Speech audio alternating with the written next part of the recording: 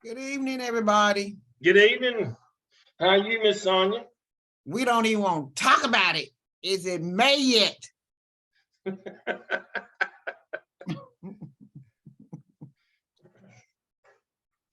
Oh, well, I won't ask then. I'm just ready for May. No, I take that back. Ready for May? I'm ready for December so we can get these first graduates out of here. We have 2 commencements every year. One for December graduates and one for May.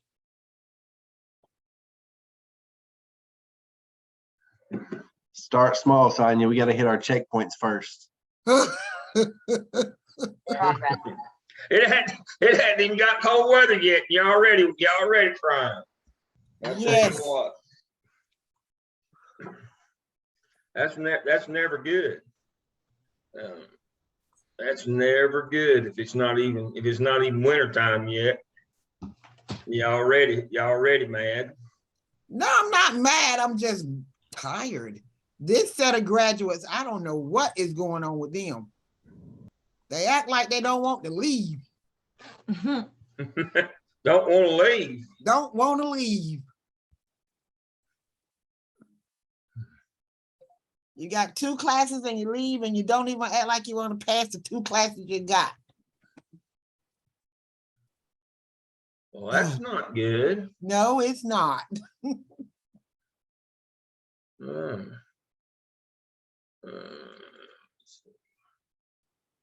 They're not ready. I'm ready.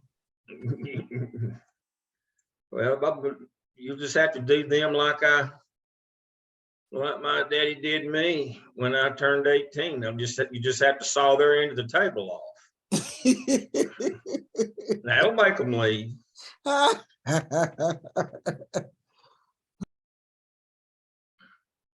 Yep.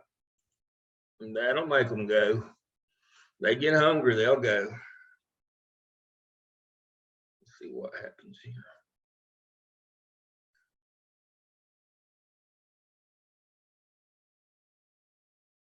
Yeah, that'll make them go. I'm having to send the feller.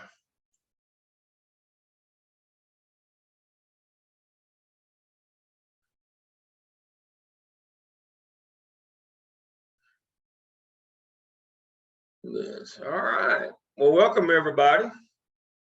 Let me get my Zoom back up and going. I had to send an email right quick.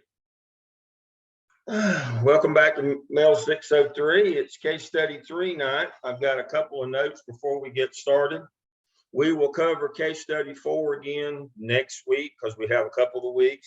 We'll talk about that, and I'll just give you a heads up. Dr. Sane will be giving you comments when you do case study 4 because he is an expert in that area. And so he and I both will give you comments tonight, but he'll take the lead on the last case study. And we'll talk about it more next week, and he'll talk about more specifically about what he'd like to see from you in that life. Remember, that last case study encompasses everything that not only that you've learned this semester, pretty much everything that you've learned beside the in your first 3 classes. Well, I'm gonna say what everybody's thinking. Should we be scared? Scared of what? Dr. Sane. I'm just gonna say it because I know everybody's thinking. Do I look scary? No. Don't be scared. He's the good one. Don't let the Santa Claus look fool you. I'm the bad one. He's the good one. No, but Dr. Sane, he works with this every day in terms of instruction, exceptional children, inclusion model. That's his world. He's an expert in that. And he'll talk to you more next week about what he expects to see. But remember, this is a culmination of everything that you've learned up to now in this program. Everything about instruction, about professional development, about instructional supervision, about master scheduling, about delivering programs with fidelity, about EC law. I mean, everything comes to play in this. Everything. that you've learned. And see, you got to start putting these disparate pieces of information together. You don't have to know it all or remember it all, but you got to, it's got to start making sense, the system of how school works.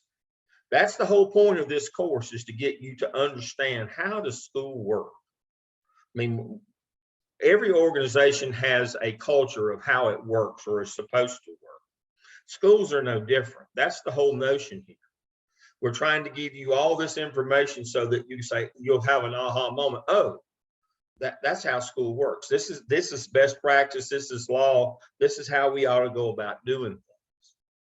So that's the notion. And so you get the opportunity in your last case study to put together everything that you've learned so far. You pull from every piece from everywhere. That's what we're looking for. Can you start putting it together? Can you start making it make sense? You're going to be in charge of the organization. If you don't know how school works, how do you expect anybody on your faculty to know how it works? You have to be that person that is the keeper of that culture. You have to set the tone for your organization in terms of what's important. We always have to remember that our job in school is to make a good number go up or a bad number go down. You can't ever lose sight of that, because that's what we do. It's not a place to provide people with work.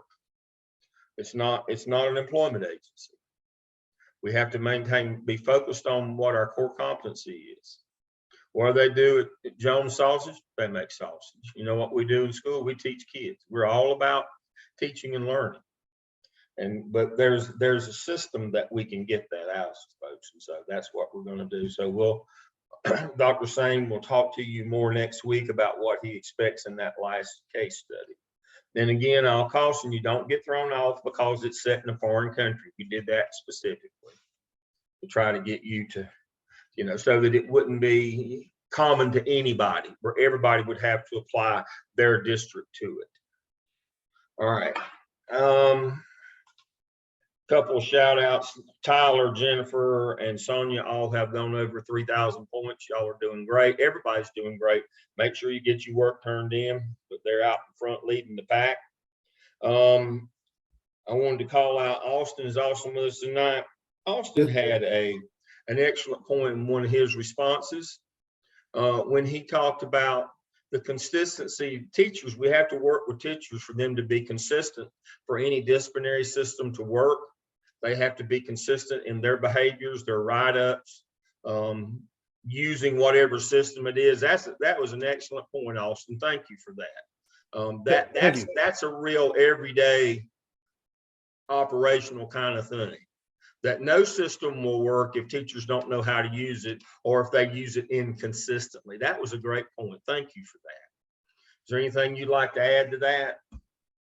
No, I thank you for pointing that out. And I think it was really hammered home with my assistant principal that, we can do everything we want as administrators, but if the teacher managed piece of it isn't there, that's a major step, at least in our county with the PDP, is where's their teacher managed attempts to, help the kid out, those types of steps. So that's a major step. And if it's not there, it's hard to do stuff on our end. Yes, that's exactly right. That's an excellent point. And that relates to our case tonight, in that Jimmy and Willie, nobody followed through on the code of conduct with Jimmy and Willie, teachers or administrators or anybody. And it got to the point where the communities got torches and pitchforks because nobody followed through with the system. They had a system in place. They just didn't follow through with it. And you see what happens when you don't follow through. You can have the best system in the world, but as Austin pointed out, it's all about consistency. It's about training those teachers and making sure they're doing the right thing and that we're doing the right thing as administrators. That was an excellent point. And my final one tonight, to kind of follow up on last week, Nate made a really good point about this revolving door on hiring, what it does to the culture of the building, that you got to get the right people. And sometimes no person's better than a bad person. And that we can't be just kind of shortcutting the hiring process and taking people who are not good for our buildings and not good for our kids. Nate, if you'd like to expand on that, you have the floor. Nate, are you with us? Here he comes. Yes, I am sorry. Could you repeat that last part of the question? Sorry, I was just warming up. My About son's when going you talked about hiring, what you had seen in terms of the impact on the culture of your school, and what you'd heard kids say about this revolving door where we're just taking anybody that comes along because we don't want to do our due diligence, or we don't want to wait, or we don't want to dig. We're just taking whoever comes in the door, and they're not staying. Yeah, I mentioned how you can kind of tell the culture at my school. I'm hearing it from the students, not necessarily from the staff or administration anymore. It's at the bottom level where the students are, and you know, they're tired of not having a consistent teacher. Like, we're losing one individual right now who's taking over he's a science guy, he's a chemist, what have you, but he's not a teacher. So he's got the content, but he doesn't have the capabilities of giving out the information in a proper way so that teenagers can understand it. Now we have another individual coming in who's a science teacher who covered an ELA class for us last year and kind of was just put in a place. I mean, it's kind of, and now he's coming back. So now the students have him again, but this time he's a science teacher, not an ELA teacher. So it's kind of just, I'm just like, oh my God, I've been at this school for like 7 years, and we've made leaps and bounds. We're still a fresh building. We're still new in the eyes of like what a school is. I mean, I think we turned 10 years as an entire unit this year or something like that, I believe, our anniversary. But it's just, the culture's down, the morale is down amongst the students. And I mean, I feel like that could be anywhere though, not just my school in particular, but Yeah.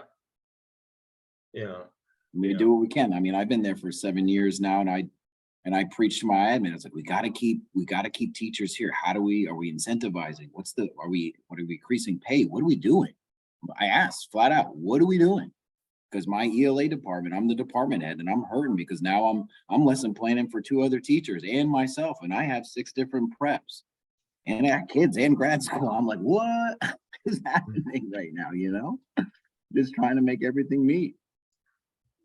Yeah, but it goes back to, if you don't hire good people, if you Yes. shortcut, if you catch as catch can, or fill in, or we'll just do what we have to do, and those kinds of things, and they never work out.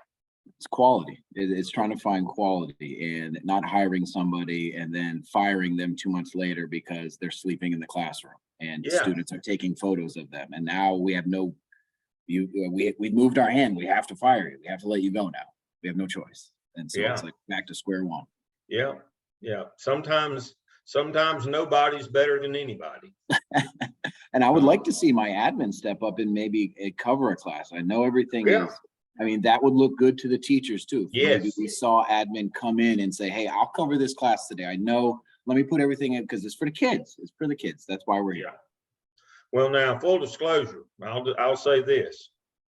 Now, I cheated. I always make sure everybody understands that I cheated. I covered classes. I tried to once a week when I was a high school principal, when we were going through a shortage period of time. Now, full disclosure, I covered in the science department where I knew a little something. Full disclosure, I did not cover in music. My musical ability extends to being able to hear a door slam. So I didn't cover in music or art, or probably not history or language arts, but I did try to move around between, biology, chemistry, physics, those kinds of things, stuff that I knew a little something about and wasn't going to blow the building up. But when you get to a period, and we went through a period of 1 year where we had a real shortage, some things happened, and I'm quite sure that the kids, I didn't do them any favors.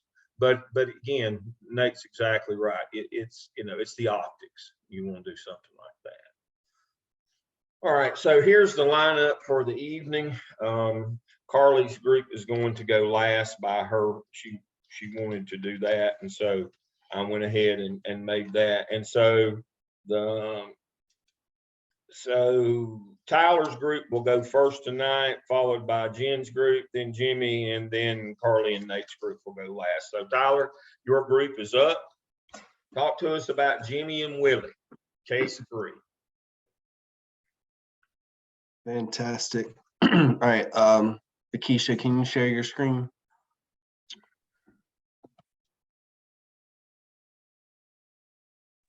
Yes, I'm working on doing that now. Great. I had no doubt.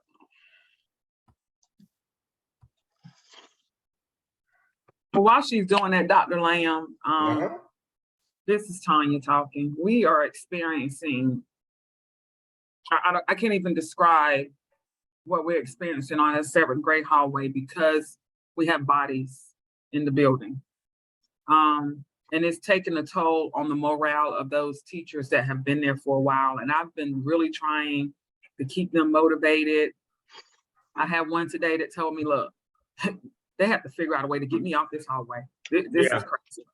And when you, and I'm frustrated because when those new teachers have come to me and say, I need help, and I go in and I offer my advice, and I tell them, I said, I'm not, the perfect teacher, but I have learned through the years that consistency makes a difference. And then they don't listen to you. They're Right. trying to do the same. Yeah, they want a shortcut. Yes, Exactly. yes. They're y'all can see from my picture that I'm by far the oldest person here. And so I'm not, full disclosure, I hadn't been in the building in a long time.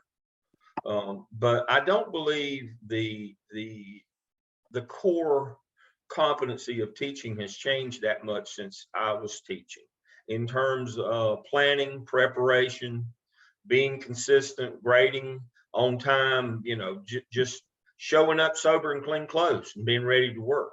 That's a big part of it. That's just a part of it.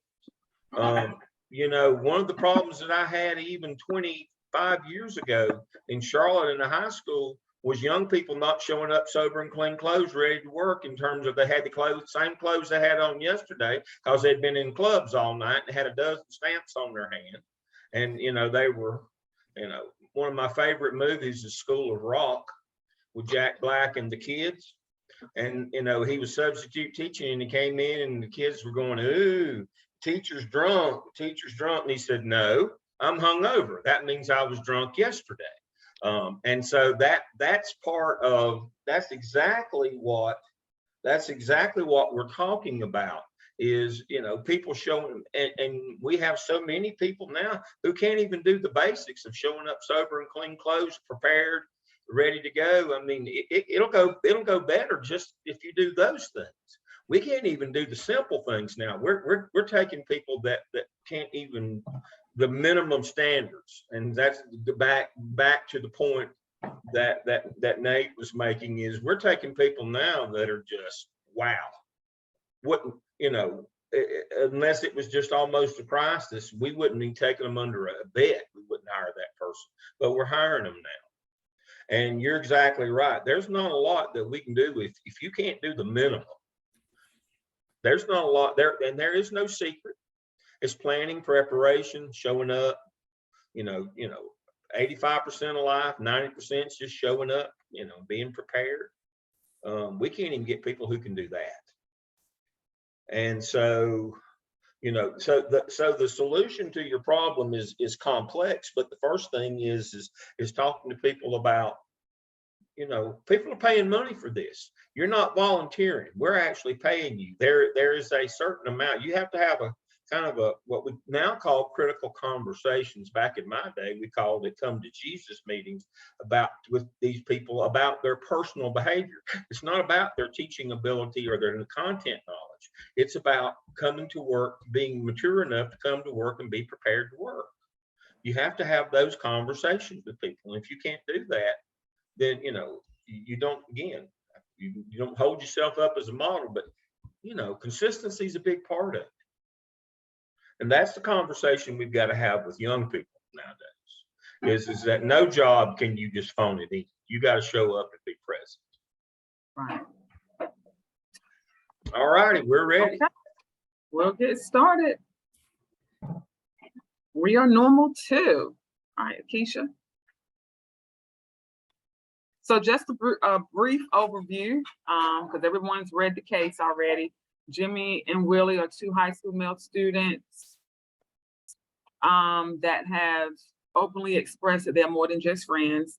Some families and students in the school community have expressed they don't agree with their relationship. And they think that some students are thinking that the prom should be stopped if they're allowed, if Jimmy and Willie are allowed to come as dates. Parents are saying that, you know, it's kind of like an abomination. But then Jimmy and Willie, they want to organize a day of diversity so students can be educated on things like race, class, gender, sexual orientation, and identity. So some legal issues. Do Jimmy and Willie have the legal right to exhibit public displays of affection while at school? Can Jimmy and Willie's request to go to the prom together be denied by the school administration? What duties does the school have when a group of students want to organize a gay straight alliance? Can the students' proposal to have a diversity day and a day of silence be legally refused by the school? Legal aspects. Students' free speech rights are protected by the Constitution as long as they do not present a clear and present danger or threaten the educational process. Schools must be careful to encourage free expression and ideas by all unless it causes an actual disruption or there are facts to reasonably conclude that there will be disruption. Student speech and expression cannot be suppressed for the sole reason someone may be offended. Speech cannot be suppressed by being labeled disruptive because it attracts attention or invites disagreement. So the 4 ethical paradigms, the first one is care. The administrator, in this case, she's not necessarily compassionate toward the students. She's not trying to develop a relationship with the 2 students. She's just trying to keep peace rather than seeing their point of view about the diversity day, that type of thing.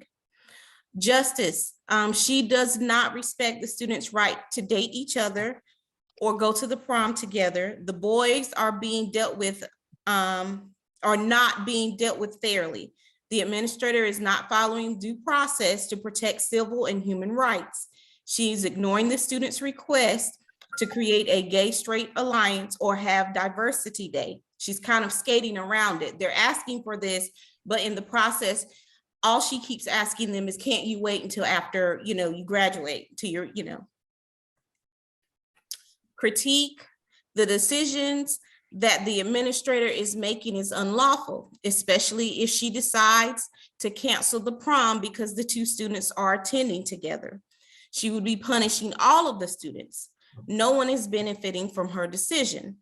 And also, Title IX of the Education Amendment of 1972 permits discriminations on the basis of sex in any education program or activity offered by a recipient of federal financial assistance. Profession. The administrator is not using professional code of ethics and keeps the student at the center and keeping the students at the center of the decisions. She is breaking the law and does not have the student's best interest in mind. The admin needs to make sure she is promoting social justice and ensure that individual students' needs inform all aspects of schooling. Question 1, are Mary Lou's comments a valid threat or veiled, not expressing clearly? Yes, she is trying to deter the students' behavior without coming out and being honest with them and giving them a clear and direct message that the relationship is causing concern within the school community, students and parents. She's using excuses that they are subject to harm by their fellow students and disrupting the learning environment as to why they should not continue their relationship. So she's very vague and she's not really answering any of the questions because they keep asking her these same questions and all she keeps going back to is, well, can't we just wait? Can't we just wait?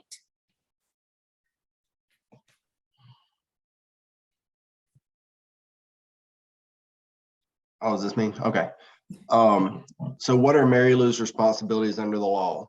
So first and foremost, just keep school a safe and orderly environment while keeping all the students and staff safe, right? That's the conversation I have with parents on a daily basis when we've got kids cutting class. Like my number one priority is to get them to school safely, keep them safe while they're at school, and then get them home safely. Educating them is just a bonus of keeping them safe. So that first and foremost, that's her main responsibility. She has to allow for freedom of speech and freedom of expression based on the Constitution. And then she's got to be consistent and fair regarding all groups. I can't see that bottom, but basically be consistent and fair regarding all groups of students and consider all sides or viewpoints. No matter whether she agrees with it or not, that doesn't matter at this point. She has to kind of remain neutral to all parties and keep her opinion and really her heart out of it at that point. Yeah. How should Mary Lou respond to the concerns of Jerry and Cindy Hudson? She should respond by stating that based on the constitutional rights of the students involved, they're not causing a disruption to the school learning environment and that their freedom of speech and expression are protected unless they're clearly doing so. Stating that she must treat all students equitable in various situations, regardless of their constitution or regardless of their controversial nature. And again, there's no direct threat on these students. Like there hasn't been anything in the past that leads us to think that there have been hate crimes towards, homosexuality or homosexual students within that community. So if that's not the case, then she doesn't really have a leg to stand on. So I don't think it matters at that point. And then should Mary Lou allow Jimmy and Willie to attend prom as a couple? Yes. Their freedom of expression and student speech cannot be suppressed just because they might offend somebody or just because somebody doesn't agree with their choices. And we have no reason to believe it's created an outburst in response to kind of what they want at this point. Down the road, could it lead there? Certainly, but to this point, we don't have any indication that that's happened. And then thus far, like I said, there's no evidence that there's currently this or there's going to be a disruption to the learning environment. All right, so how to address or minimize bullying. First off, you've got to handle any report in a serious and swift manner. You got to be consistent in treatment of students. Anytime a student's in my office, I go straight through the matrix. This is your second offense. This is what you get. It is what it is. Entertain all viewpoints, even if you don't agree. Report any potential bullying threat to the administrator. And then teachers and staff promoting a positive social and emotional environment for students.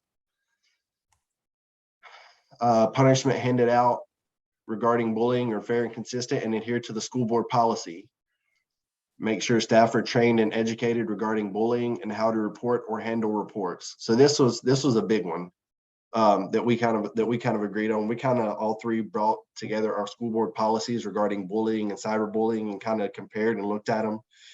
And I mean, they're all pretty much consistent across the board. I think Tanya and Akeisha would agree to that as well. And making sure your staff are trained and educated regarding these issues, especially bullying, are very important because they need to know what to look for. They need to know what constitutes the difference between horseplay and bullying, right? If somebody makes a comment to someone, a lot of people want to jump right to bullying, and there's a big difference between just being a jerk and being a bully in a particular situation. So just making sure everybody is trained in what to look for, and just it has to be reported immediately. Can't tell you how many times when I do some digging, I have a kid says, well, they did it to me 3 weeks ago. Well, we can't handle it if you don't bring it to us right then. That's the best chance for us to deal with it in a swift manner. So that's kind of our findings on this case study. Very good. All right. You can stop your share now. I want to cover a few things to make sure writing myself notes here. I want to make sure that we hit the law and make sure that we can clearly define in legal terms about this case. All right, the first problem in this case is that the principal and the faculty did not deal with inappropriate displays of affection. Jimmy and Willie got more and more bold and more bold, and they inflamed the community. Now, we you know, is that Jimmy and Willie's fault? No, that's our fault for not dealing with Jimmy and Willie. We should have got Jimmy and Willie under control. I mean, we shouldn't allow, whether you're same sex or different sex, heterosexual couples, we can't allow this to happen in school. This is a place of learning. This is not, you know, this is not the club. We can't be having this. That sets the culture of our building. So that's the first problem. And then when it got out of control, all right, so the second part coming in is when these parents came in, somebody else's parents, can you be talking to Jerry and his wife about somebody else's child? No, that's FERPA, isn't it? So we got to understand, we can't be talking about other people's children. All right, and then we get to when she dealt with Jimmy and Willie, she said, you know, I can't let you come to the prom because I'm afraid of what somebody else might do. Well, that's called heckler's veto under the law. And we can't, that's illegal. You can't say, I'm going to punish you for what somebody else might do. I'm going to abridge your 14th Amendment rights, equal protection under the law, because what some other idiot might do. So we have to be careful. We can't do that. You know, we can't do that. And there might be a little bit of consternation or hullabaloo around same-sex couple coming to the prom. But again, Tinker versus Des Moines says that we have due process rights, and you know, there might be a little disruption. We can't take people's rights away just because of that. Remember that one? So we get into that. And I think Tyler made a good point when he's talking about, when he talks to students and parents about, you know, my job is to get you here safely, just like cutting class. That's called in loco parentis. That's Latin for in place of the parent. We assume that responsibility with these people, and we have to make sure that we keep them safe as well. And so those are kind of the big rocks here. But I want you to look at this before we go to Dr. Sane, who will be the definitive voice on this. I want you to think about this part of this case. This could be any protected class of students, whether they're gay or whether they're exceptional children or whether they're a minority group, or it doesn't matter. See, that's the thing here, that you got to see this case in a broader context.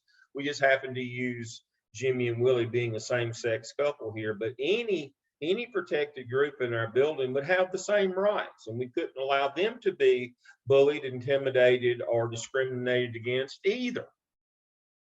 These are all not just gay rights, these are everybody rights kind of thing that you've got to understand, that we have to be careful that we make sure that nobody's rights get abridged when they come to school.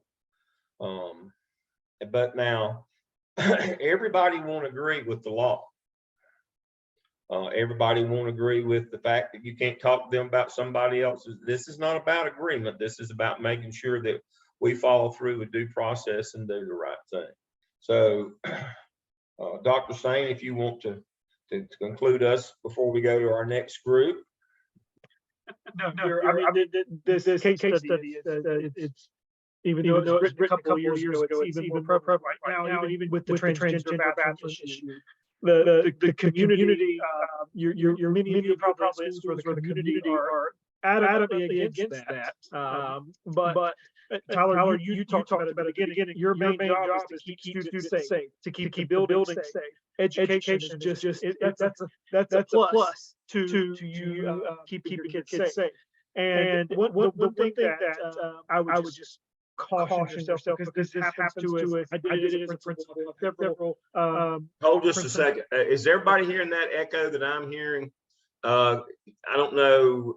You're picking up a pretty bad echo here. What about now? Yeah, we still got an echo. Let's see.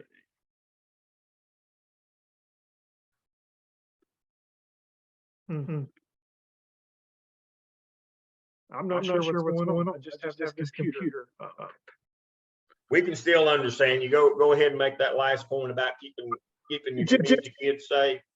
Just watch when you use words like controversial, like if you're talking to parents about things like that, don't imply that you think it's controversial, or you don't agree with it, and we do that. Sometimes we do that without even thinking about it. You know, like, oh, listen, I know this is controversial. I might think it's controversial, or I think it's controversial. Well, my main job is to keep kids safe. Just watch those kind of Yeah. Yeah.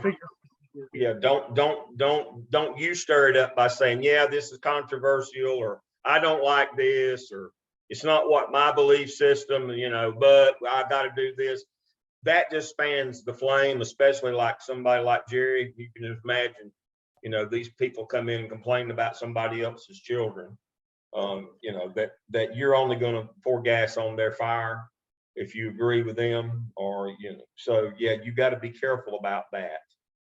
I got a question before we continue. Stirs things worse. Yes, Tyler. So when you're discussing a topic like this, can you talk about a situation just leaving specific kids out of it? No, not really. But I mean, it could be implied that you're talking about them, but you could also be talking about anyone else, really. Well, one of the things that I would say is that starts down a path that pretty soon jumps over to they won't talk about that kid. Yeah.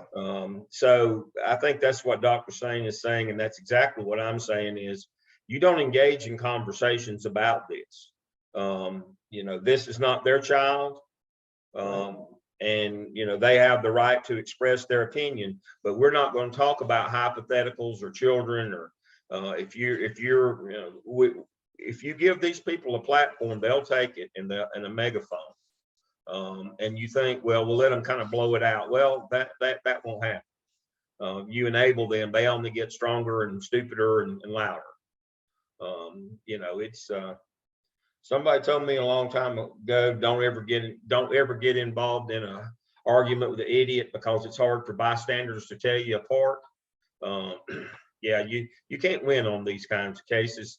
These people are, when I say these people, when we're talking about people who would come in and do something like this, they're not rational people. They don't really understand the process. They think that they can ignore the law. Now, full disclosure, there's a lot of people in our society now that think that if the law is in your way, that you have every right to go just ignore it.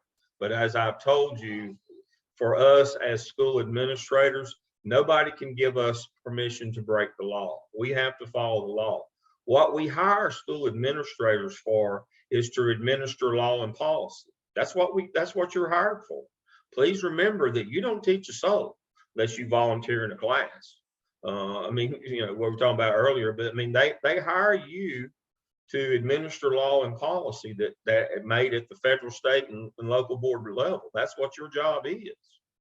Where you get in trouble is when you start trying to interpret, and you start, that's when you stop trying to follow it and start trying to interpret it. Ooh, that's above your pay grade.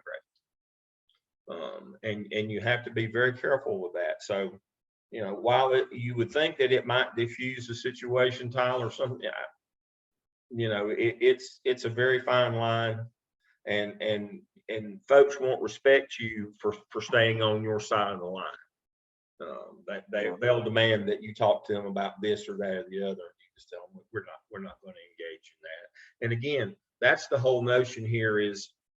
It could be any protected class of students. I mean, as we're going to find out in our last case study, which has now become real, parents now are storming the Bastille and complaining about exceptional children. I don't want them kids in my kid's room. I don't want this. I don't want that. I don't want the other. Folks seem to have some sense of entitlement now that they can walk into a public school and just get whatever they want whenever they want. That's what we have private schools for. As the Catholic Church would call it, the buying of the indulgences. But we can't do that in public school. We have to follow the law and policy. I don't mean this in a bad way, but charter schools get it worse than we get it in public school, because people think they're private schools. They're not. They're public schools as well.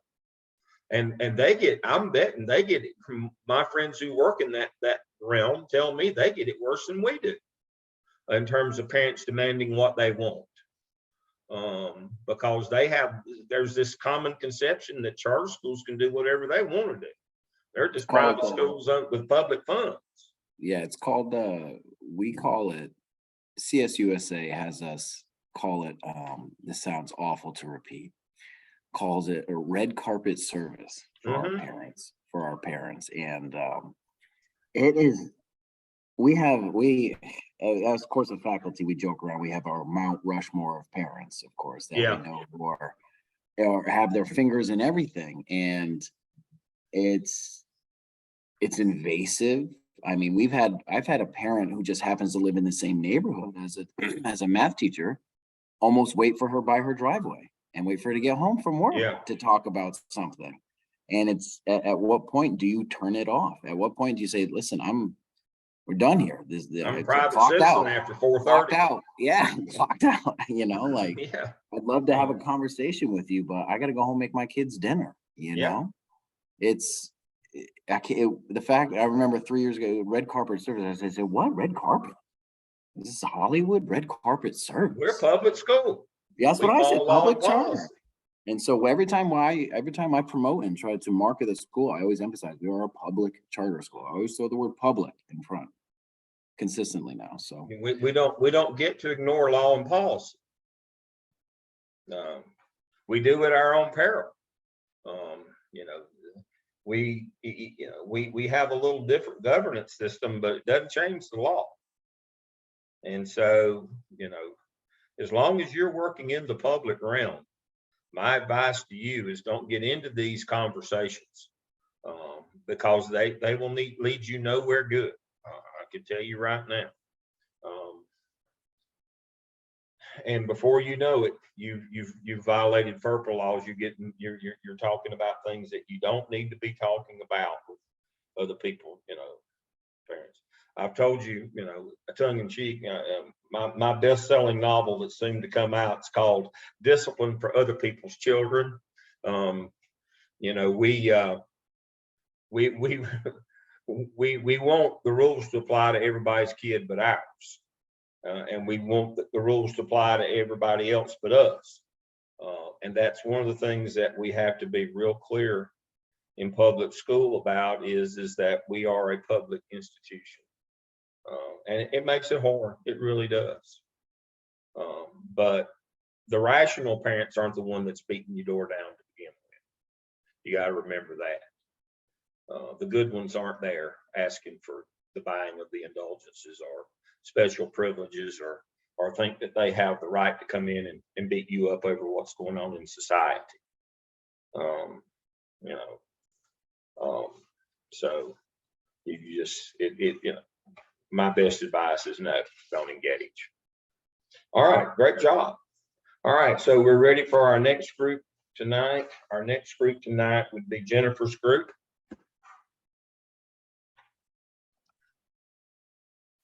Willie's going to share for us. Great. Hadn't heard from Willie. It looks like he's on here twice, so I'm not. We'll wait a second. Yeah. Here I go. How y'all doing? Good, Willie. You're echoing too because you're on twice. I was going to say, I'm betting Willie's going to echo. All right, what I do is let me make sure I can get the slideshow up, and I jump off this one.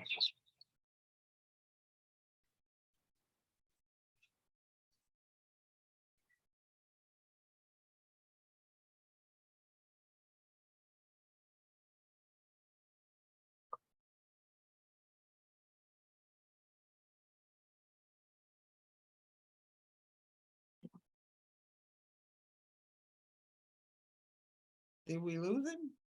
No, I'm here. Oh, There's Willie. All right, so can everybody hear me? Yeah, but you're still echoing. I'm gonna jump off the one on the cell phone. Yeah, you got two going. just turn, yeah. Akeisha said, just turn the volume off on mute one of yours. And kind of like Dr. saying, over on the microphone on the far left on your taskbar down at the bottom, you can adjust where your speakers are coming from so you don't get that echo. All right, because I'm muted on. I'm You're on good I'm muted on now. myself. There you go. So you hear me from the You're computer. good now, Willie. Okay. All right, so case study 3, presented by group 4, Willie Love, Laura Akers, Sonia Wingate, and Jennifer Mahaffey. Willie, do you care to click slideshow so we can see it full screen? Is anyone else not seeing it? There you go. Yep. Thank you. There you go, Willie.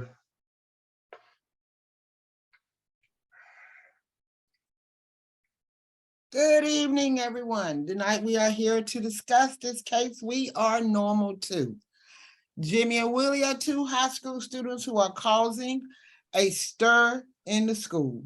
The students were seen showing signs of public affection to each other, which shocked everyone because the faculty and some of the students thought they were just close friends when they were actually in a relationship. The parents in the community called the principal to question the relationship between the boys. The principals met with the students to discuss their behavior, only to be informed by the students that they were indeed in a relationship. So they confirmed exactly what was going on between them. Parents were threatening to boycott the prom if the principal did not do something to stop them from coming. The principal basically asked Jimmy and Willie if they could just wait until after graduation to resume their relationship. The boys plan to still continue to attend the prom and would like to also have a day of silence, a gay straight alliance club, and other activities that will build awareness of their diversity on campus. Okay, so some takeaways from Chapter 5, Students' Rights. Protected speech under the Tinker Standard remains protected unless there is an actual disruption or there are specific facts to reasonably conclude that there would be a disruption. Speech cannot be suppressed by being labeled disruptive simply because it attracts attention or invites disagreement. And the heckler's veto rule does not limit defendants' authority to maintain order and discipline or to protect students and faculty.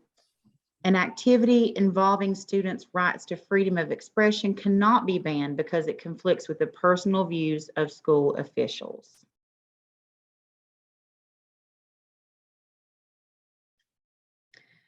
The question was, would you consider Mary Lou's comments a veiled threat? We all agreed it was a veiled threat. It was a bullying situation and it was handled inappropriately. The principal needs to respect the rights of the students and follow protocol. The student code of conduct, the district code of conduct, you have to follow the law. The first thing they didn't do was even get on to the boys for what they were doing. They didn't, treat them like any other students who were, doing PDA in the hallway. They didn't follow those guidelines, so then they got in this situation. You cannot take personal feelings into consideration. This case is about what you did, not what you intended to do. So supposedly she was intending to, protect them, but indeed it was a veiled threat. So the prom and graduation comment, the principal's comment is a veiled threat because she implies that they should not be having this relationship on campus, whether it's at the prom or graduation. So that's what we considered there. So what are Mary Lou's responsibilities under the law? So public displays of affection and school board policies need to be followed. It shouldn't matter what group of students we're talking about, but they must follow those school board policies and address the PDA. Then the FERPA law, the Family Educational Rights and Privacy Act, violated by talking to the other parents about Jimmy and Willie. She should have not had that conversation. It was not their children, not their students, so it should have been left out. Their constitutional rights following the First Amendment and the 14th Amendment is under the law. equal access right of 1984, able to have their clubs just like everyone else, as well as the use of the school facilities, because other students are able to also have those clubs and are given access to the school as well. So if you open the door for all sorts of clubs, they should also be allowed to have their clubs too. Then you have the Title IX. They have a valid argument for filing a federal complaint if the principal continues to push her opinions on that matter. And then we reference the Tinker versus Des Moines case again, where a group of students it was ruling in 1969 that cemented students' rights to free speech in the public schools. Mary Beth Tinker was a 13-year-old junior high school student in 1965 when she and a group of students decided to wear black armbands to school to protest the war in Vietnam. So because of the Tinker versus Des Moines, then they were also able to express their rights. So Jimmy and Willie have the right to express their feelings, display affection for each other without breaking the student code of conduct for PDA. And then how should Mary Lou respond to the concerns of Jerry and Sydney Hudson? The principal should have only addressed the parents of Willie and Jimmy about the situation. It was not any really of concern to them. The principal should have addressed the PDA following the district policies, no matter the sexual orientation of the student. The principal should also have allowed them a space to form their group and to hold their meetings just like any other group would be able to hold one on campus. She should not allow anything that will be a disruption to a normal school day, no matter what the group is. So as long as it's not interrupting the instructional day. Students should be allowed to participate in an activity involving freedom of expression if they choose, and as long as it doesn't disrupt that school day or become a safety issue. And before prom, all students should have been reminded of the code of conduct and expectations. And our group really kind of discussed this point of making sure that they had proper security measures in place because of the way the parents had stated that they were going to boycott. So making sure not just those students, Jimmy and Willie, needed to know the code of conduct, but all students, but then also making sure you have that proper security in place. And I would think you'd have that anyways when you're having a school function, but especially since there's been some kind of altercation. Can I add something there? Isn't that what you're talking about, Dr. Lamb, about where the heckler's veto thing comes in? Like just because they think there's going to be this threat, if there's Exactly. not actually one, they get to just go. And if people are boycotting, let them boycott. We're taking That is them correct. in. Okay. That's right. You can't punish somebody, take or abridge their rights because you're afraid of what somebody else might do or not do. It's, you know, so the notion here is if we let them go, somebody might harm them. We'll punish the people that might harm them. That don't punish these people. I'm going to take your rights because somebody else is being unreasonable. That's what heckler's veto is.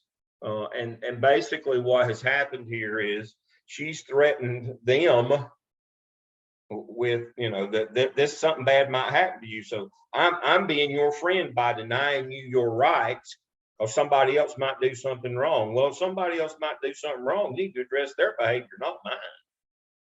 And that's why I said you can't just look at this as a gay issue. You know, are we going to let people of color go to the prom? Well, you know, the rednecks might be mad and they might do something bad. Well, then we're going to ban people of color from going to the prom. Or, you know, people might make fun of you if you're an exception in the EC program. If you go to the prom, we just won't let you go because somebody might make fun of you. Yeah, I mean, just fill in the blank here. I mean, that's the thing here is although in this particular case, it's sexual orientation, but it could be most anything. It can be most anything. And it's so heckler's veto is that notion that we will threaten and intimidate our way to what we want to happen. And you cannot go along with that as somebody who upholds the law, regardless of whatever their status is, whether they're minority or gay or exceptional children or English as second language or foreigners or whatever, it doesn't matter. We have to follow the law. That's a great point. That's exactly. Okay. Should Mary Lou allow Jimmy and Willie to attend the prom? We all agree yes, as long as Willie and Jimmy are reminded of the rules of the PDA and the school's code of conduct. If others choose not to go due to the religious preferences, that's okay. To ensure the safety of all parties involved, the principal can add extra security the night of the prom. We came up with some precautions. If the principal anticipates that the parents will be there boycotting there will be additional security. Both parties have the right to be there. If media is present, district procedure should be followed. Addressing bullying and cyberbullying. The plan to minimize bullying would be to follow the district's code of conduct. If cyberbullying is occurring on the students' personal devices outside of the school, law enforcement should be involved. If the situation is occurring on campus or on school devices, the school should refer to the district's code of conduct. And I'm gonna pop out of the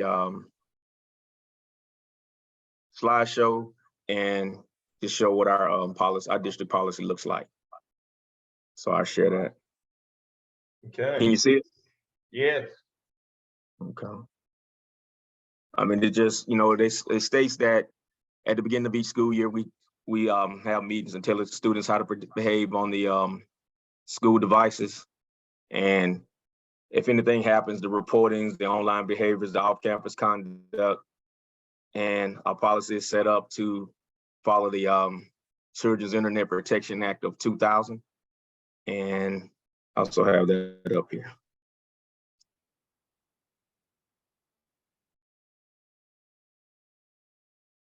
Yep.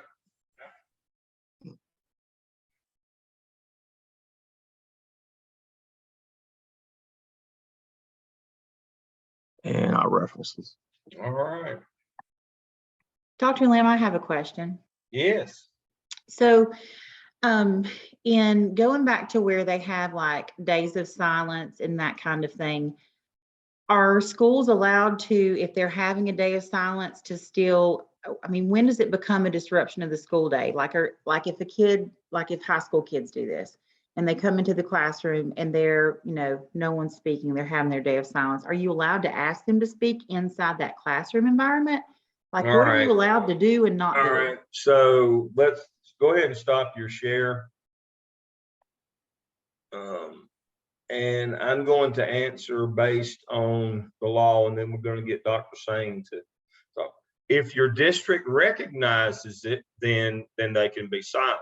Now, if they've just decided on their own, then no, you don't have to go along with that. And so that's why the notion of these walkouts and we're going to have a moment of silence and those kinds, as long as the district supports it. If the district does not, then the code of conduct is invoked.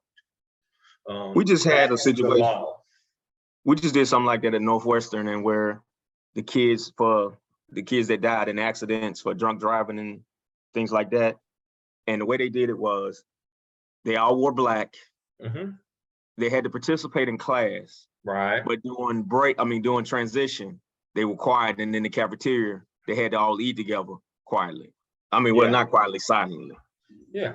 As long as if your district supports it, they put things in place to do that. Just like the Angels of North Mecklenburg High School had a particularly bad year in the early 70s where 5 kids in the graduating class were killed, and they still do a Angels of North Meck, and they do a moment of silence and a couple of activities. But it's district supported, and it doesn't disrupt the instructional day. But when kids just come in and say, we're going to do this today, we're taking over. No, we don't allow that. We're not obligated to go along with something they made up that day, or even if it's very personally felt and good intentions and heart, we can't allow them to just disrupt the day with those kinds of things. I mean, there has to be. You say, but Dale, what about Tinker versus Moyne? Well, if they're doing some form of protest that doesn't stop the instructional day, we can live with that, like a black armband or a black shirt or something like that. But when they refuse to, when they disrupt the instructional day, that's a different story. That's what the law talks about is, remember the whole Tinker versus Des Moines, they weren't rioting or refusing to go to class. They were just wearing black armbands, which would be the current version of wearing a black t-shirt. That's what they were doing. That's okay. But not disrupting the instructional day, because that's what we're being paid to do. It So didn't you something mean just like happen prior like that a few years approval? ago when all the Yes, students prior walked out? approval. Yes.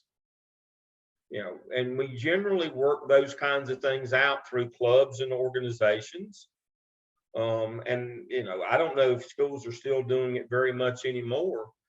They're crazy if they don't, is do a club day schedule where you carve a few minutes off of every period and have a block of time to do something like that. You could say, we're going to do this program today. We're going to run the club day schedule, and we're going to do something for 45 minutes or for 30 minutes or whatever. You're allowed to do that as long as the district it's a district initiative, or if it's a school-wide initiative, you know, the district approves, where you can cut 30 minutes off the day or do something like that, where you walk together at the flagpole. That'd be okay, as long as you've planned and prepared for it. But you can't allow students to disrupt the day just because they feel something very personal and strong. Dr. Sane, how do y'all handle it in Lincoln County? First of all, they're still there. No. Over again on your speaker, that little arrow next to your speaker. Yeah. You can. I tell you what, let me change computers. I'll be right back. All right, he's going to do that, but we'll talk about that one now. What I'm really happy tonight is this is going to sound crazy. One of the students in class tonight, she doesn't know it, but I had a previous student from her district. And when her group did this, she completely disagreed with her group and said that in her district, it would be completely normal and would be the right thing to do, is to ban these kids from coming to the prom. And I said, how can that be? It's, well, you know, they'll never convict me in my county. And then I had to bring up the notion of the lady up in Kentucky who ended up losing her liberty and all of her property, who refused to issue the marriage certificate to the two gay people. And all the politicians were, yeah, sick them, go get them, until she got sued and lost everything. Please remember that even though you might live in a very conservative, maybe Western North Carolina community, you got to be careful. You still got to follow through on the law. And even though it might be hard in the community that you're in, when you get sued, those very same people who are cheering you on, you'll never be able to find them. And that's the part of this that I always worry about, is that somebody will take this notion of all these people in the community, they got my back, let's go, we're going to change the world, and then they turn around when they get to court and there's nobody there. It's crickets. Well, they don't make the law, so. Exactly. That's exactly right. They don't make the law. And so again, remember, always, our job as school administrators is to follow law and policy, whether we agree with it or whether we don't agree with it. Now, full disclosure, I'm old enough that I remember when Roe v. Wade was passed in '72. Not only do I remember it, I was a young adult. I remember when we said exceptional children kids could come to school in 1975. You do realize I never went to school. Well, I went to school with a few kids that would be considered exceptional kids because the district just let them come, but they had no legal right to come until 1975. And so also when I was in college, you know, I'd come home on the weekends from NC State, and you know, there was the Pterodactyl Club was in Charlotte, and they started the drag race on Saturday night, and it moved to the Mythos Cafe and eventually the Cosmos, where they had what is like RuPaul's Drag Race, where all the drag queens would come in on Saturday night. That was back in the '70s, folks. I mean, this stuff is, my point is, this stuff isn't new. These things have been around for 50 years. That we've just now got people who are just getting all bent out of shape. You know, their drawers in a twist. Doesn't change the law. Now we have reverse row, gone back to the states, but until we reverse, until other things are reversed, whatever the law is, we will follow them. I'm not understanding how 50 years later, all of a sudden people have just like they've just now discovered all these laws. This wasn't yesterday or the day before. This stuff's been in place for 50 plus years. And a lot of these things that we're talking about. And now if folks want to reverse these things, and whatever the new law is what we'll follow. But until that happens, this is not about being woke or about liberal culture or any of that. It's simply about following whatever the law is, the law of the land at the time that we do this, law and board policy. All right, so let's move on to our next group, which is Jimmy and Austin, I believe. All right. Let's get started here. So the background on this case study, Ms. Hines is the principal of Red Creek High School. The community brings to her attention that Jimmy and Willie have been observed engaging in personal displays of affection, or PDA. Some of the parents, community members, and students are against same-sex couples and are adamant that Ms. Hines do something about Jimmy and Willie's actions. Feeling that she has a PR problem that could lead to boycotts or students walking out, Ms. Hines decides to act. When a meeting with the boys and their parents does not go like Ms. Hines expects, that included Ms. Hines saying that prom could get canceled due to safety, the boys come back with some recommendations on how to create inclusion. Our first question is, would you consider Mrs. Hines' comments a veiled response? Definition of a veiled threat is one that strongly implies but does not explicitly threaten violence. An example would be, we would be better off without you around anymore. It clearly hints at a possible violent act, but it leaves it to the potential victim to interpret the message and gives a definite meaning to the threat. So using this definition, and this definition came from the Federal Bureau of Investigation. So using this definition of a veiled threat from the Charleston County School District, where I'm from, this is a threat assessment definition. Ms. Hines did indeed make a veiled threat when she said the PDA subjected them to a possible harm from classmates. So Ms. Hines' comments could also be seen as using her authority to influence or exclude the students from prom in order to protect them and quell the community. Our second question, what are Mrs. Hines' responsibilities under the law? First of all, you have the student handbook. And the problem is not necessarily with Jimmy and Willie's PDA, it's all PDA. If the student handbook details that it is against board policy to have PDA in the school, then the administration should have been enforcing it for all students and not when it is causing a problem within the school. In the parent meeting, Ms. Hines brought up PDA is against school rules. If she now excludes Jimmy and Willie from the prom or even graduation, that could be seen as possibly double jeopardy. And then you have FERPA violations. Ms. Hines violated FERPA laws by responding and or discussing the situation with anyone but the students involved and their parent or guardian. It is her job to protect students' personal information and keep them private, regardless of the fact that people in the community or school know what is happening.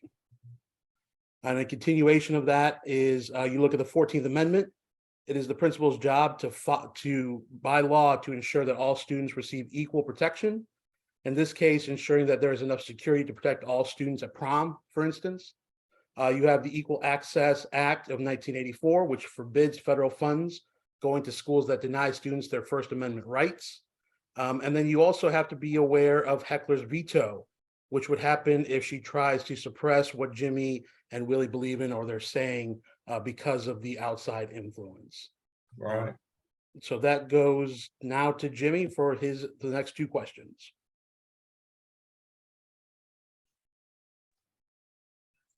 All right. Now, how should Ms. Hines respond?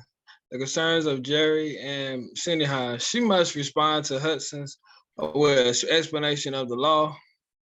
I'm sorry, I'm up here at the hospital with my dad, so I got to try to maneuver. References to any applicable federal statutes.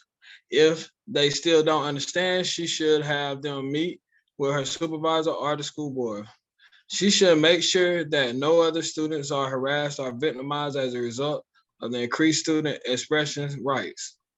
Educators have a legal and ethical responsibility to address and prevent bullying in the classroom.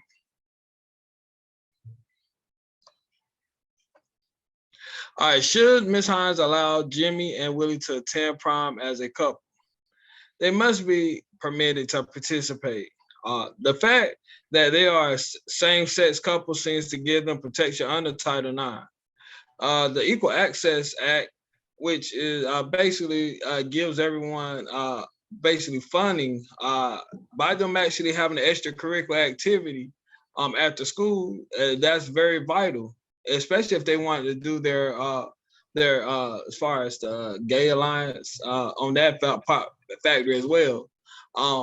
I think by them actually trying to show improvement, show where their alliance is with everyone else, and that'd be an extra factor if the principal, which will allow, and which I think that will be, as long as it's in reasonable time and not given to at the last minute. Far as with FERPA, which protects the privacy of the student. So I mean, I think those were some good things that I hit with that. Well, along with letting them know as far as how Jimmy and Willie could operate within the school and still educate everyone along with the process. Bullying and cyber. In fact, that is a nationwide problem, and virtually every school in the United States is affected in some way. If I were in charge, I'd rather make a priority to educate parents on how to monitor their children's smartphone, use parental control software, and the various social network sites to which their children have access. Most of these situations start at home and then move to school. Parental participation is essential for preventing repetitions. SJWV versus Lee Summit RJ School District 2012, enough evidence of disruption to warrant suspension. So when it went to court, basically it was a situation where it was a bullying situation. It was enough evidence to put in place to still go with the recommendations of still suspend this child, the students, because of the fact that they were still held in a higher standard because of how they was treating the students.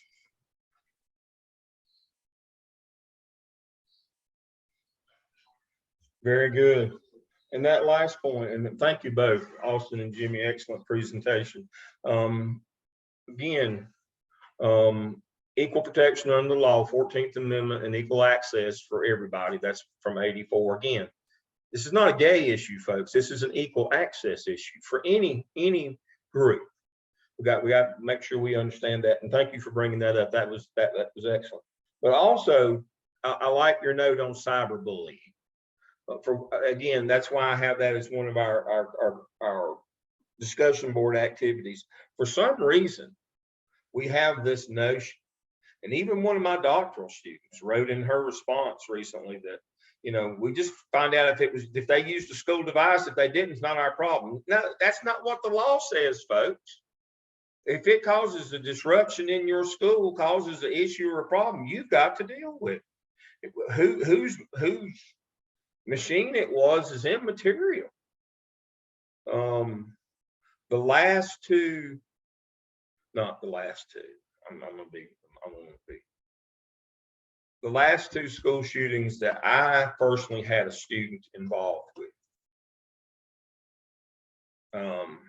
One of your classmates, but earlier in this program. One at Butler High School in Charlotte, the other at Albemarle High School out in Albemarle. One of my students was standing literally next to the kid that got shot, and the kid who shot him handed him the gun. And the kid in Charlotte, that was one of my students there that was on duty in the lobby when that kid got shot and killed. So this is not hearsay. This is not hypothetical. The last two, I mean, there's been more school shootings since then, but those two, MELS students were on duty at the time. And in both of those cases, it was not a confrontation, I'll get you, all that. One kid just walked up and shot the other as a result of cyberbullying. Both of those cases. Talked with both of the people who were standing right there, literally there, folks, and didn't say a word, just walked right up and shot the other kid over what had been going on social media the night before, and just walked into the school with a gun. The one that happened in Butler happened right inside the front door in the lobby, and the one that happened at Albemarle happened just outside the front door. Didn't even get in the building. Kid walked right straight off the bus up to the other fella, pulled the gun out of his book bag, shot and killed. Don't tell me that it matters what device they were using, and that cyberbullying is, we don't have to deal with that. You better deal with it. It's more deadly than most anything else that goes on in your building now. This isn't hearsay. I can give you names and addresses, folks, on these two cases that have happened very recently. So you better get it in your mind that if this is going on in your school community, you better deal with it. Whether they used a phone or a laptop or a tablet or a pad is immaterial. And you better get the law involved, because they have subpoena power that you don't. But these things left unchecked, suicide and murders, folks, that's where these end up. This ends up on those big PD incidents. Yeah, physically bullying, that's what I'm talking about. And then they've had some exchange overnight. I'm going to get you when you come in the next day. So the kid just brought a gun and said, "You're not getting me," and just walked up and shot him. That's exactly right. Tyler, you got a question? Yeah, I was just to put it in context for you, just today alone, we dealt with 3 situations with Snapchat and students using it the wrong way, just because they'll say things behind the screen that they would never say to someone's face. Oh, yeah. But today alone, we dealt with 3 separate situations regarding Snapchat. Yep. Well, I got to thinking earlier today. My phone went beep, and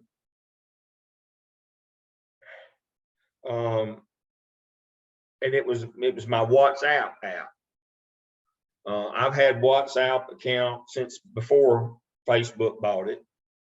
Back when it was free, it cost, what is it, $1 now? I've had a WhatsApp account. And with the group here of men in the neighborhood, we do different things, usually for good, not for evil. But somebody hacked our account today. And the commercials all week have been about the pigeon and that WhatsApp is secure and text messages aren't. Well, somebody hacked our WhatsApp account today. And so to Tyler's point, people will do things behind things like that you wouldn't believe, because they think they have they know how to hack this stuff and send anonymous, folks, even if they're not using it. I know Snapchat is, but WhatsApp is supposed to be encrypted where they can't do that. Somebody hacked us today and sent a message like it was from our group, and we know it wasn't, because we called one another and said, this doesn't seem like somebody in our group. Somebody hacked our group today and put some content online. It's not bad, but yeah, folks know how to do this, whether they're using Snapchat or whether they're using IM or Twitter or whatever. They create fake accounts. They use Snapchat, which goes away, and it's not supposed to be traceable after so many seconds.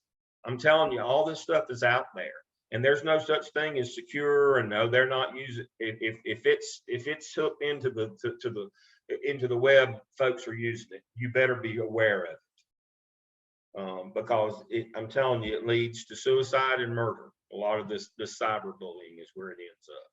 And it doesn't go away. It doesn't go away because you want it to. educating these kids that once something is posted, it's out there because somebody's taken a picture of it and Somebody's retweeted grabbed it or done something. And the kid today, he said, well, I never would have posted it because I didn't think that girl would see it. I said, it doesn't matter if she sees it or not. It's just, they're just not educated. No, they're not. But you know, somebody's going to grab it. I mean, you know, if it pops up on somebody's screen, they're going to grab it. There's no way. It's not just going to go away. I can tell you that. But you're exactly right. Oh, I wouldn't have done it. I mean, that's the same thing as I would have done it if I'd known I was going to get caught. Well, no, you shouldn't do it because it's not the right thing to do. But you know, Exactly. this is an everyday thing, and I'm telling you, ignoring it will only make it worse. Is my point. It will only, they'll find some way to, you know, they'll find some way. You've got to work with them to, you know, and you've got to deal with it swiftly and immediately, and you know, you've got to deal with it. Otherwise, it will only get worse. Dr. Singh, did you get your microphone problem fixed? You guys tell me, did I? Yes, you did. Yay. I knew I shouldn't use that computer. Just quickly going back to the last presentation, you guys talked about PDA rules, and I just wanted to just a word of wisdom for you is that you make sure you enforce those rules consistently and equally. And maybe, I hope y'all didn't talk about this while I was away, but you know, I talk a lot to the principals in my district about watching students equally. You know, there's in this district alone, we refer Black males for discipline incidents all the time. And there's a ton of studies that American Institutes of Research just did a study about how teachers watch Black boys more than they watch anyone else in their rooms. Their eyes are on them. And guess what? When their eyes are always on them, they're going to refer them for discipline incidents. They see them.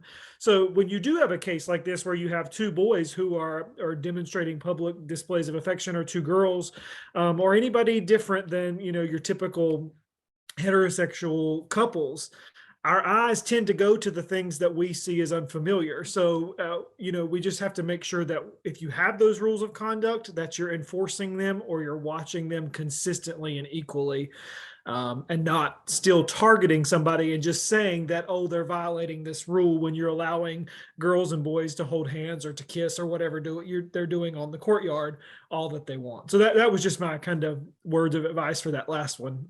Yeah.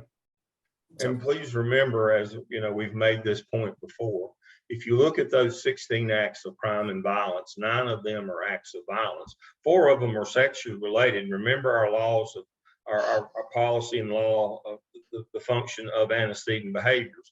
The little things become the big things. We're not just stopping PDAs among same-sex couples. We're stopping them among all couples, because even the heterosexual stuff will end up in rape, sexual offense, sexual assault, and indecent liberties.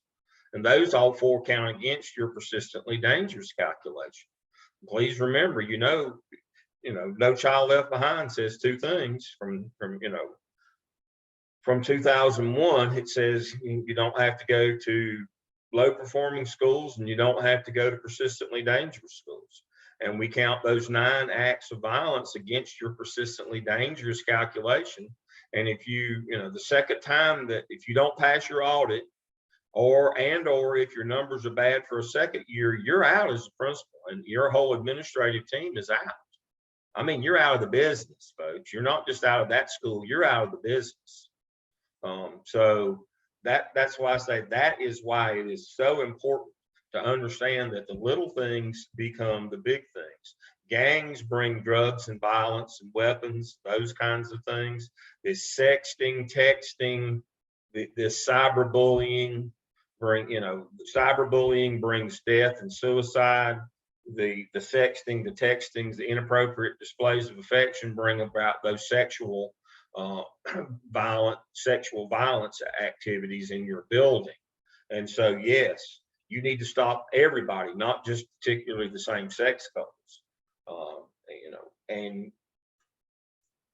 People, I can't say that one group is worse than another, but when you bring this, when you bring relationships, especially sexual relationships, into it, people sometimes act a little bit outside of the norm, let's just say. I'm not going to say that one group's crazier than the other. They're all crazy. And they do things that you wouldn't think that they would do. They go beyond the pale. But to Tyler's, to Tyler's point, they won't quit just because you want them to. You have to make them quit. If you ignore them, they'll only get worse. But to Dr. Staines' point, absolutely, you don't just single out the same sex couples. It's all couples can't do that. I told you I went to a middle school that was having problems with too many, sexual, the big sexual things, and me and the criminologist weren't there 30 minutes, and we're like, oh my God, there's no one. I mean, it was just common currency there. The way that boys and girls and girls and girls and boys and boys, I mean, it was just like, oh my Lord, this is R-rated just walking down the hall. There's no wonder that it's this way. No wonder that they've had 11 sexual assaults already this year and on the buses and in the building at this school.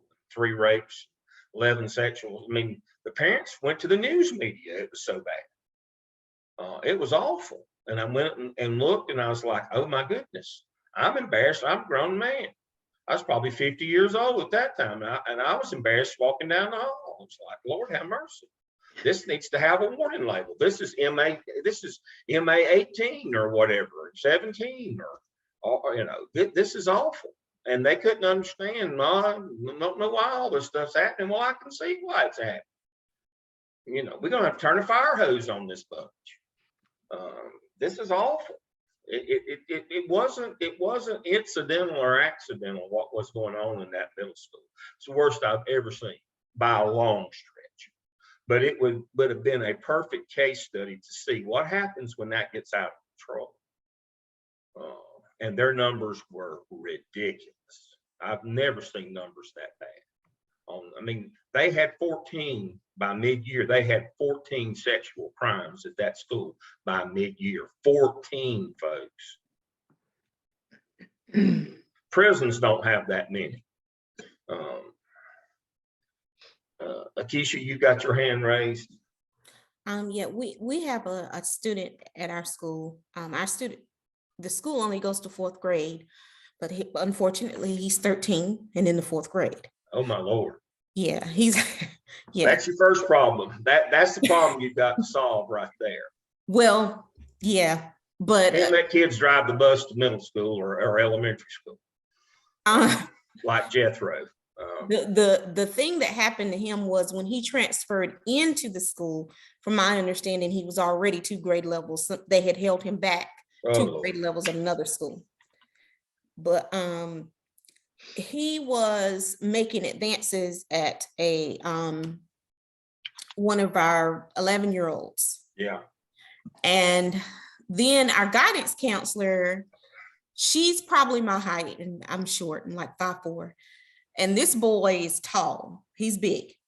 And he, little children, they tend to hug you. And I had to tell her, you can't let him hug you because he's not looking at you as a teacher. He's not looking at you like he's a little kid anymore. He, when he did it, his eyes were very, he was looking at her like an adult male. Yeah.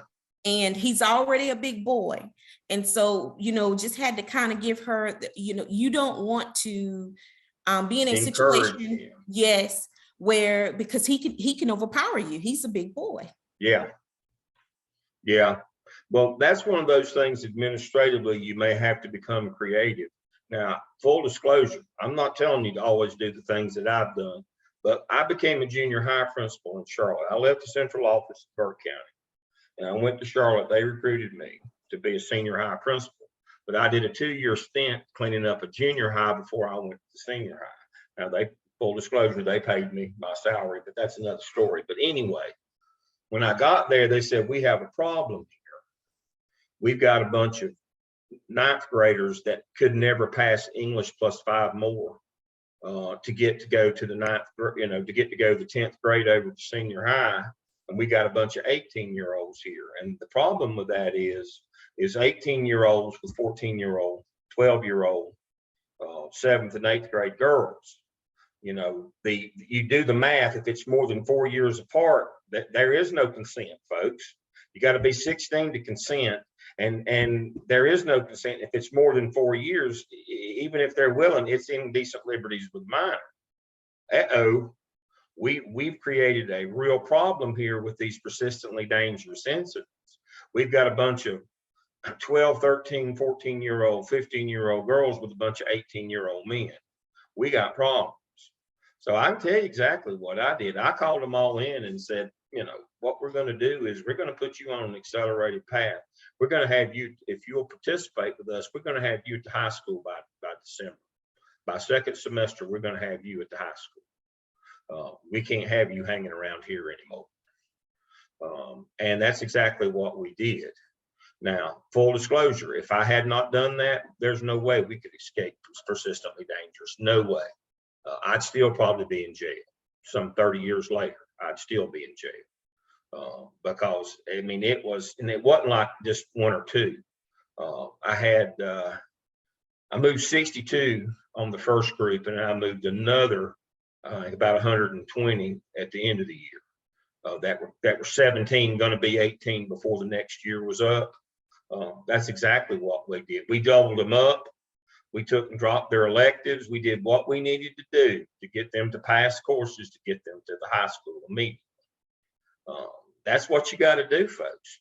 But back to Akeisha's point is, you got to do, you can't treat him, that kid, like everybody else. You got to understand he's a grown man now, whether you want to believe it or not.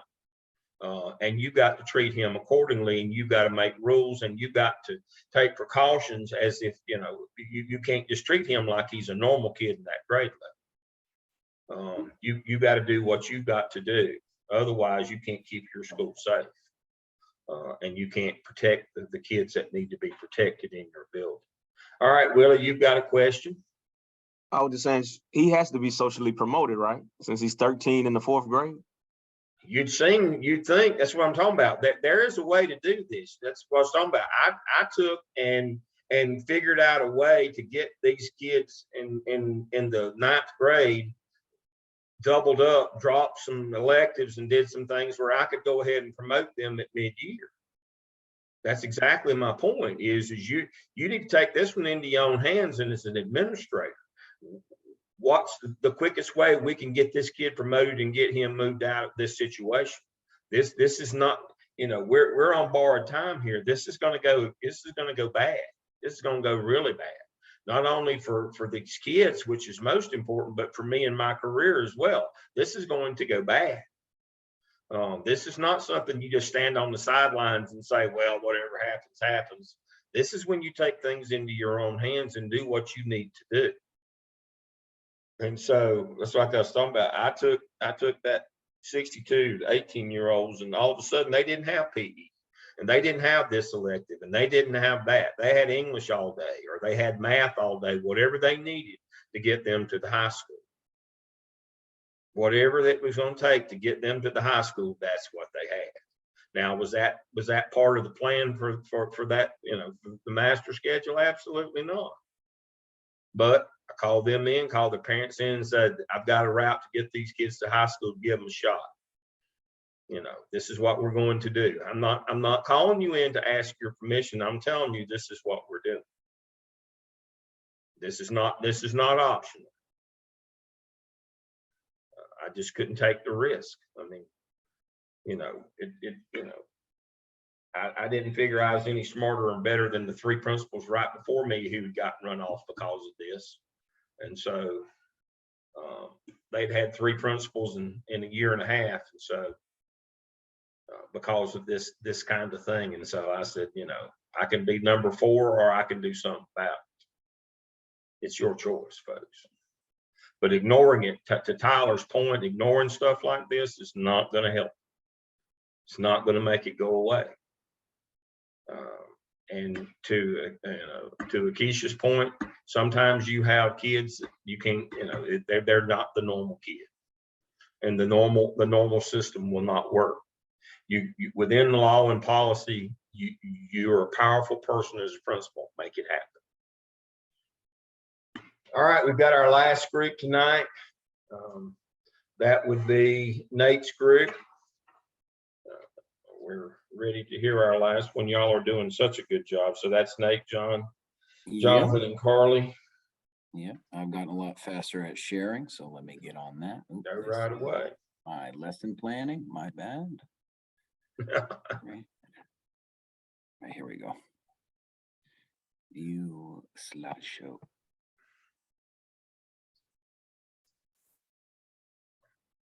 There we go. Whenever you're ready, Carly.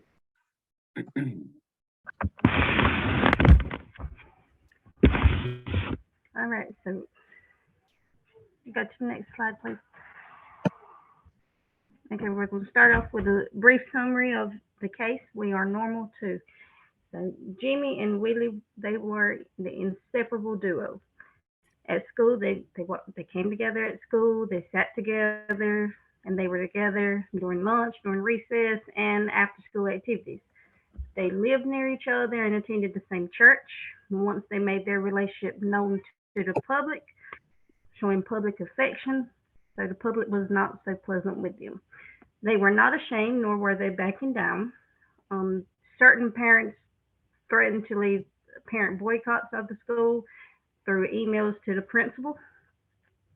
So if the principal didn't take action, over the already petitions that the parents had, they had over 100 signatures, I think it said.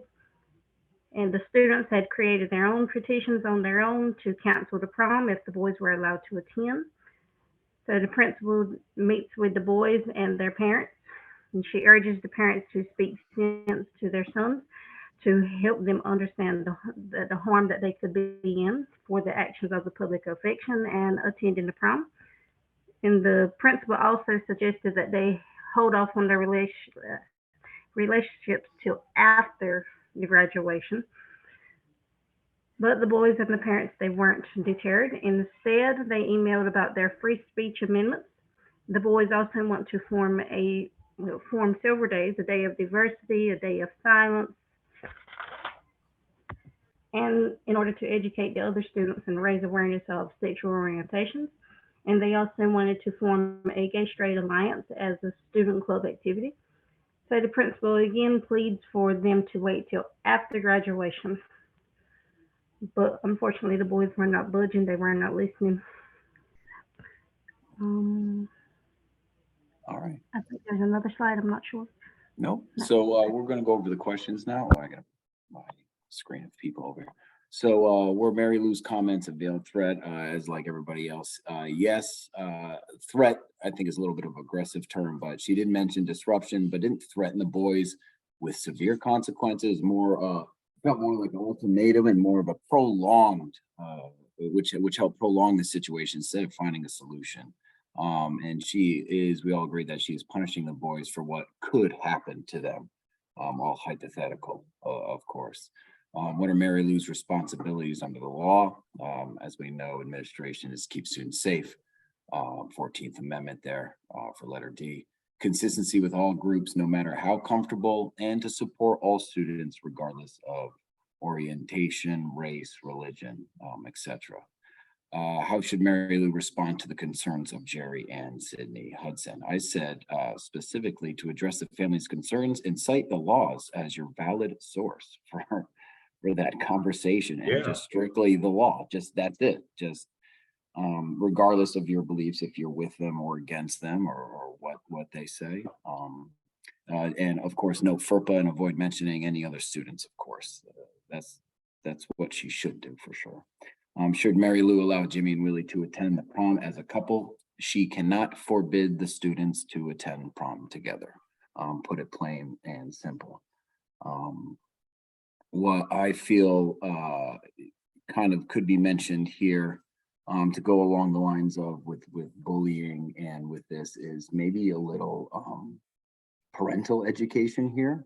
We always talk about educating the students, but my school just had a recent incident to where cell phones have become a huge issue again, and now we have these cell phone like caddies or troughs, if you will, that hold the cell phones.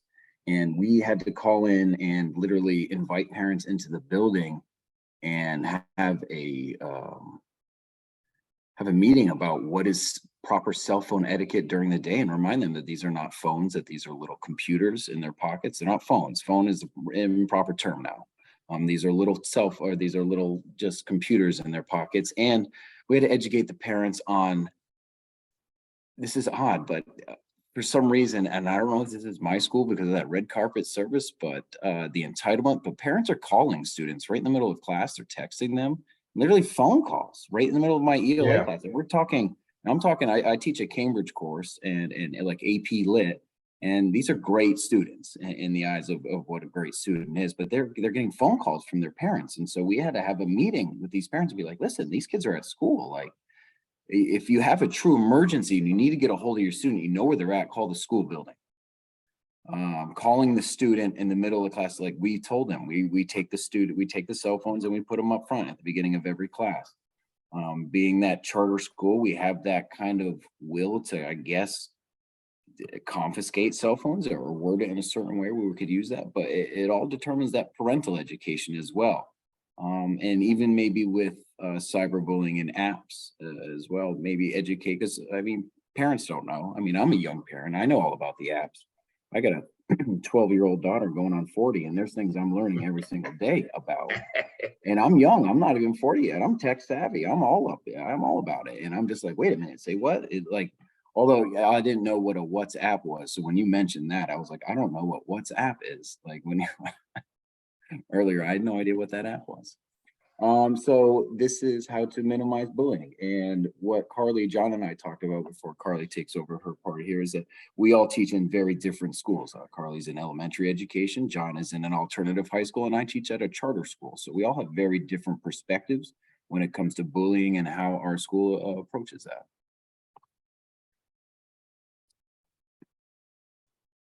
So Carly, this is your slide. Will you go first?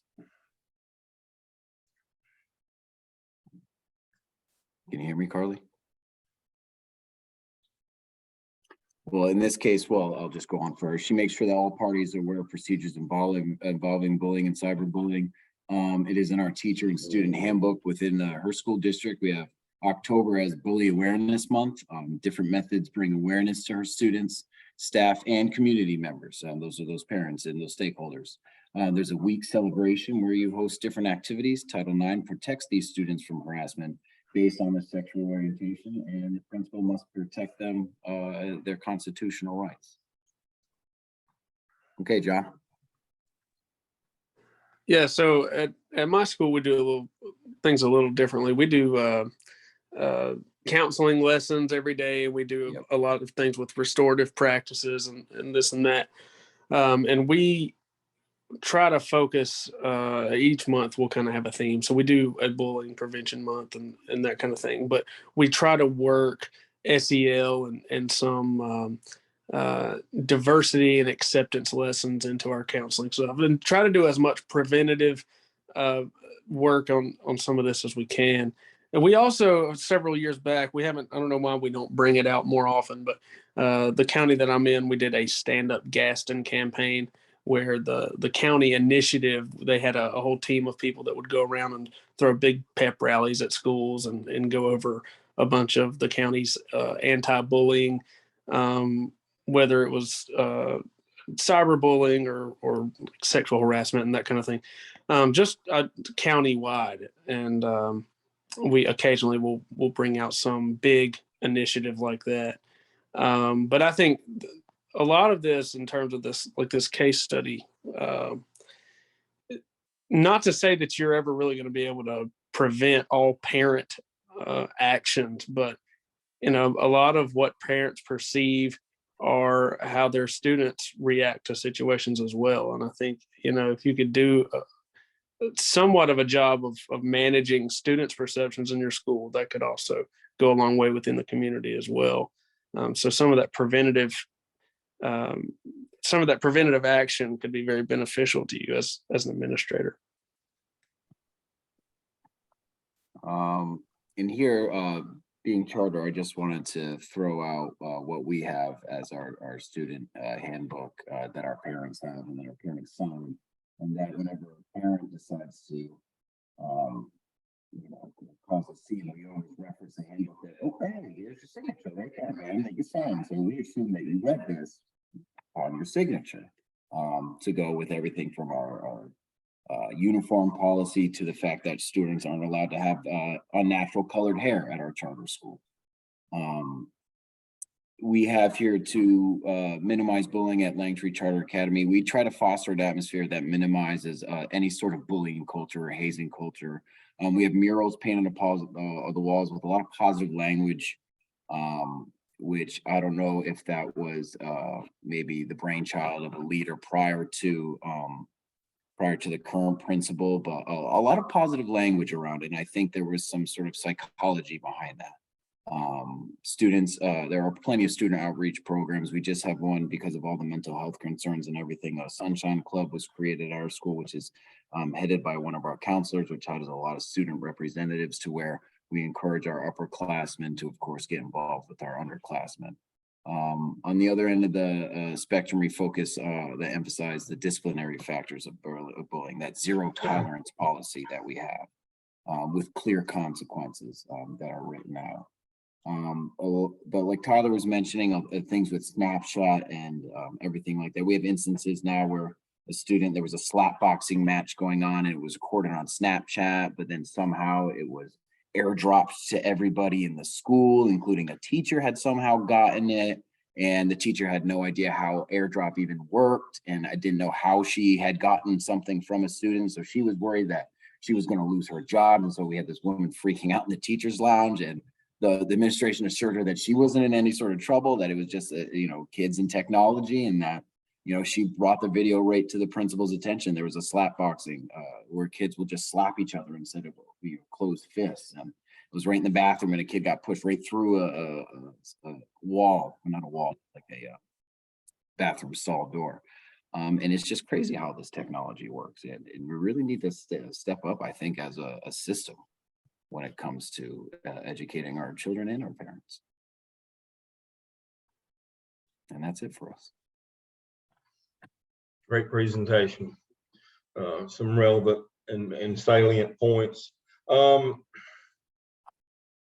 can stop your share. Full disclosure, I had and I probably told you the story before, and I'll remind you again. I had a male student who wore a dress in high school.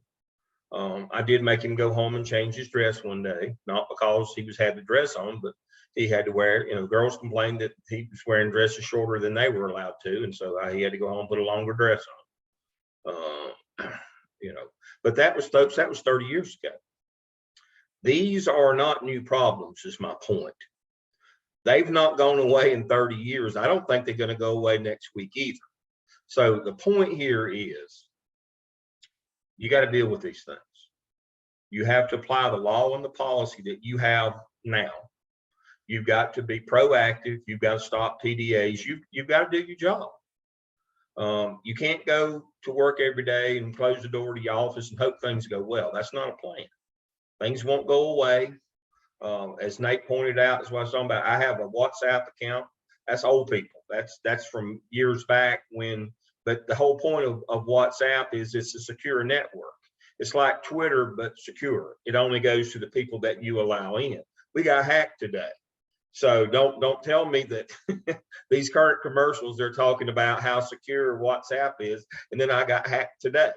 I guess they're doing that as a backlash to these commercials, just to prove to people that, yeah, we can hack anything.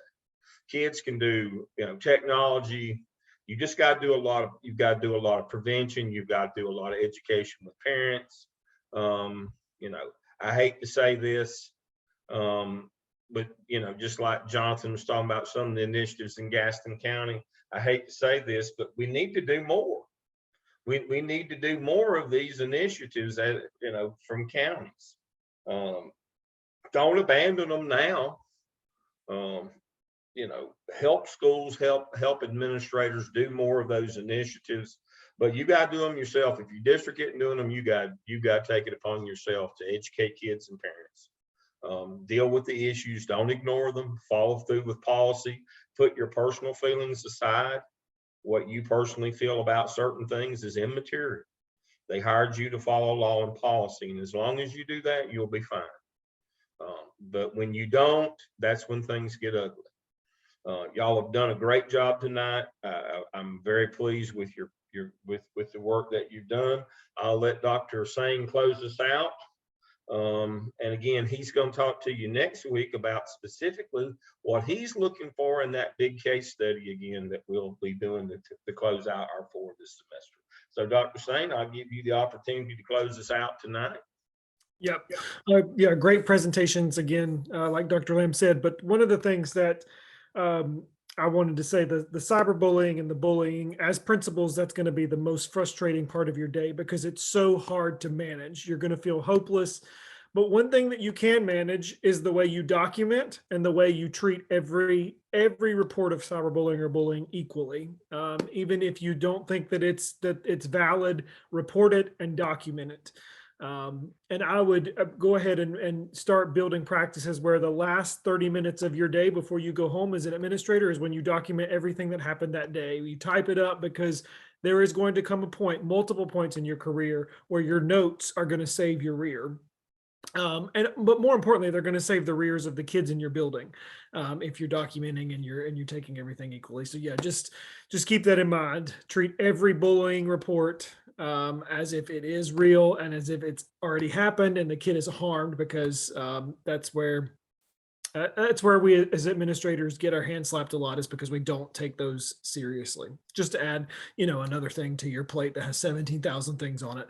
But the bullying piece is it's real, and it seems like it's getting worse. And the last thing I'll say is Nate talked about educating parents.